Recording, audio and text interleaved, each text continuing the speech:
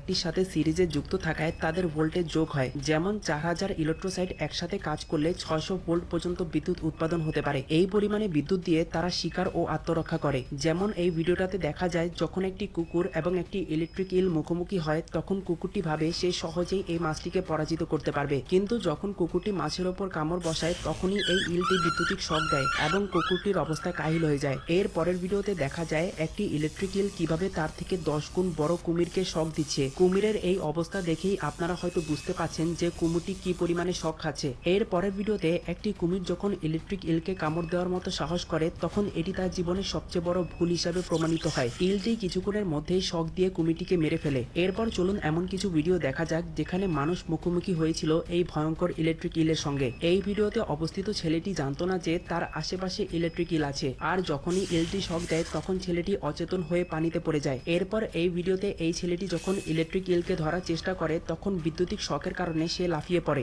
এই ভিডিওতে এই ব্যক্তিটি তার দেহের সাথে একটি ইলেকট্রিক ইলকে লাগিয়ে রেখেছিল যেন দূরে অবস্থিত তার বন্ধুরা দেখতে পারে যে ইলটি কতটুকু বিদ্যুৎ উৎপাদন করতে সক্ষম। আর যখনই ইলটি শক দেয় তখন সে কিছু বুঝে উঠতে পারার আগেই পানিতে পড়ে যায়। পরবর্তীতে জানা যায় ইলটি 2 মিলি সেকেন্ডের জন্য 860 ভোল্ট পর্যন্ত বিদ্যুৎ উৎপাদন করেছিল। এরপর যখন এই ব্যক্তিটি মাছটিকে ধরেছিল তখন পাশে থেকে একজন বৃদ্ধ ব্যক্তি কিছু না বুঝেই খালি হাতে এই মাছটিকে ধরে ফেলে। তারপর যা হওয়ার তাই হয়।